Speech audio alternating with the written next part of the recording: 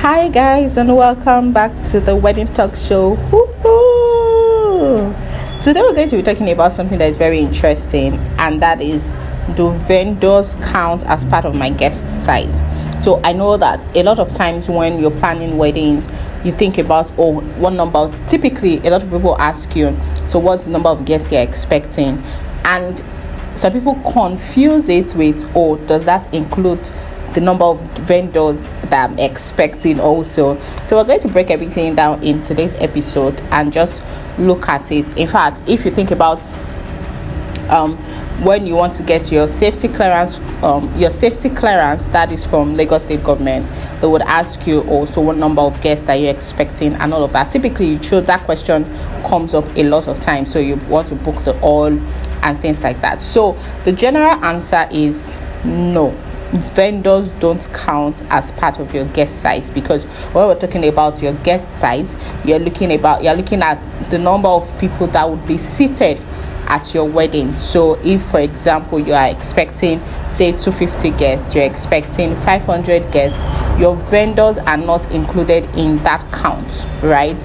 Because their vendors are basically service providers, and they are there to provide a service. So on most of the time, they will not actually sit down to say, you know what, I'm sitting, I am enjoying this wedding, and no.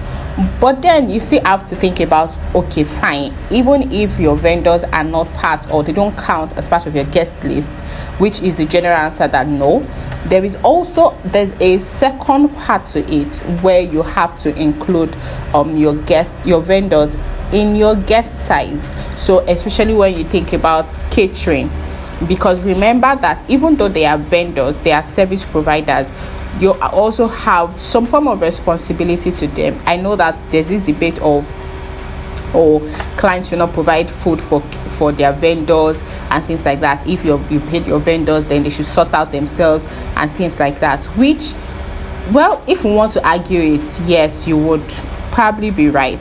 But then you're also looking at it, also reflects negatively on you. For example, think about vendors that cannot leave their station to go to get food. For example, you have your photographer, you have your videographers, you have, say, your wedding planner, you have your couple assistants. Those people would be there with you from, say, the start of the day, so maybe 6 a.m., and then they have to be with you throughout the day. Different activities are going on. These people are stationed with you. They don't have the opportunity to say, you know what, let me go to get food to eat. So it's just part of your hospitality to them to say, you know what, include them in when I'm providing catering. So that includes food, drinks, let them be included. So, because the truth of the matter is that depending on the scale of the production of your wedding, you can have so many vendors, right? And that is part of the reasons why they don't even count in the number of guests that you are looking at. For example, you would have a typical wedding, you would have a minimum of, say, in fact, if you do a very small scale wedding, you would have a minimum of 40 vendors, because you think about your band members. If you're doing a full band is about 10 people. You have the band member, will also have the sound engineer and some other people like that, and so you're typically looking at about 15 people. You have your hostesses, you have your security, so that is apart from every other vendor. So you think about your caterer, your drinks vendors. There are people that are instrumental to the success of your event. So I think that what I want you to take away from this is, don't just limit your mind to, you know what, I'm going to take care of only my guests, the people that I am inviting, but also look at it from the point of, okay, you know what, yes, I'm taking care of my guests, their priority. In fact, every vendor that is there to cater to you and your guests, but also look at it as a form of responsibility to the vendor to make their work easier. So for example, you have a vendor that has been on their feet for about 10 hours, and then you don't make provision for, even if it is just a plate of food, maybe a plate of rice for them. I think it's actually wrong. and this is just it's not an entitlement, but it's just like part of the care. Like, I mean, it's part of the care that you show that, you know what, I care for you, I appreciate what you're doing, I see what you're doing, I know that, or if without you guys these things will not come together properly.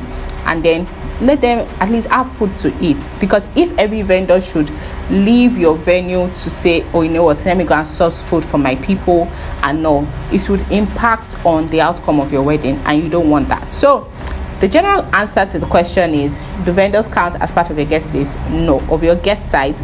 No. But you have to think about them, especially when it comes to catering. So in your seating arrangement, you don't need to include them in that number, but when it comes to catering, you have to include them. I'm sure that this has helped you. Let me know what the points you picked out in the comment section below. If you have questions, do send your questions to twts@myeventigo.com. I will be sure to treat your questions on another episode. So thank you for listening. Share this podcast with your friends, your family, anybody you know that is getting married. I'm sure it's going to help them a whole lot. And also I have a free gift for you. I think throughout the month of June and into July, I'm going to give this out as a free gift, because July is my birth month. Yeah, I know, right? And so just if you've not gotten a venue for your wedding, or you want a sheet where you have comprehensive, you can fill out the details of all the vendors that you've booked and things like that, so that you don't miss out any vendor, just use the link in the description below and download it. My printable wedding planner, it's free. I have a version that is free for you, so just use the link in the description below to access it, and you're on your way to a stress-free wedding planning period. So I wish you all the best. If you need help with your wedding planning, of course, just reach out to me. You can actually send an email to twts@myeventigo.com. I will be glad to respond to you. Till I see you next week Friday, do have a lovely week. Mwah.